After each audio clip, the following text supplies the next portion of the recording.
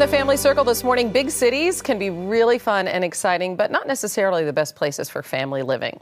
So if you are looking for a family-friendly place, this month's issue lists America's 10 best towns for family in Family Circle, and Family Circle editor-in-chief Linda Fears is here to tell us about it. Hi, Linda. Hi, Hannah. How are you? I'm doing great. Good. It's good to have you here as always. Now, what was your criteria for choosing the 10 best family cities? Well, like you said, we were looking for small towns, small cities that really were off the radar, that not everybody talks about all the time, sort of those hidden gems. So what we did is we went to a company called On Board, which is based in New York, and they provide real estate and demographic information. And we said, give us a list of populations between 15,000 and 150,000 with a number of households, the majority of the households in the areas of 65,000 household income. Mm-hmm. So they came back with 1,850 different areas, and then we gave them more criteria, our family-friendly criteria. So we wanted them to look at, jobs, at schools, at health care, at low crime rate, at green space, and things like that. And then we knocked the list down to 800,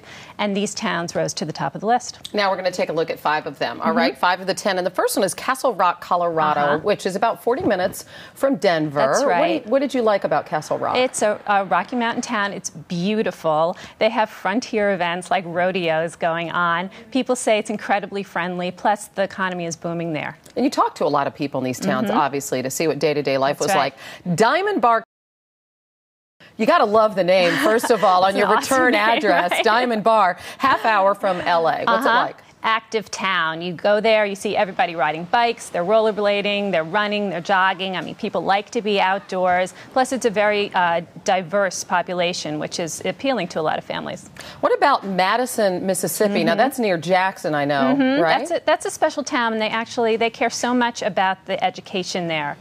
In fact, the teachers and parents decided that the art program wasn't up to par, so they petitioned the state to get money for their art program, which I think is awesome. For their public school. For the public school. Wow. And another great thing is they only have one high school, but 70% of the seniors in the high school volunteer as mentors for the elementary school kids, which I think is just a great thing. That is really cool. And if you go on vacation in Madison, the police patrol your area every night to make sure your house is safe. You're kidding me. How great is that? So you just call up and you say, I'm going to be away. Wow. Check it out for me. That sounds like an amazing place. All right. I have a lot of buddies who have moved to Kennesaw, Georgia, people from the Atlanta area. It's not that far outside of Atlanta. Yeah, it's a beautiful town, Civil War era town. So they care a lot about the integrity of their architecture. It's all 19th century. And again, care a lot about the education. This is my favorite part of Kennesaw. The Chamber of Commerce pays for high school juniors' SAT prep courses. You got to be kidding me. Fantastic, That's right? Great. So it sounds like in these communities, people are really, really invested in the young people there. They right? are. They are, and in each other and in their neighbors. I mean, they really do care. They have a lot of civic pride.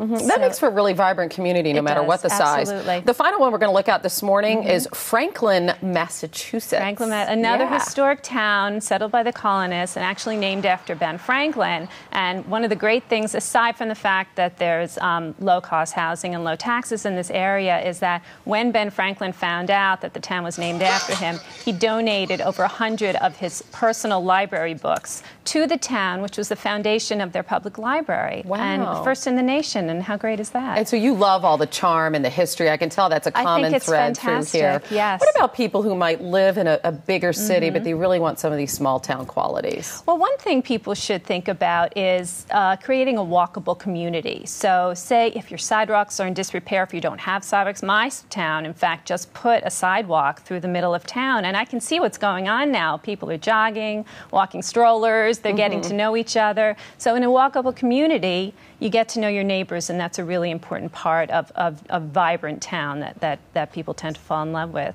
And another thing is to think about the environment within your area. And there's a number of ways that you can lobby the local politicians to, clean up the air, have better energy choices, and really things get like invested that. in where you live, right, no matter where it is. Because if you care about each other and you have pride in where you live, I mean, those are the two most important things, I think. Yeah, they sure are.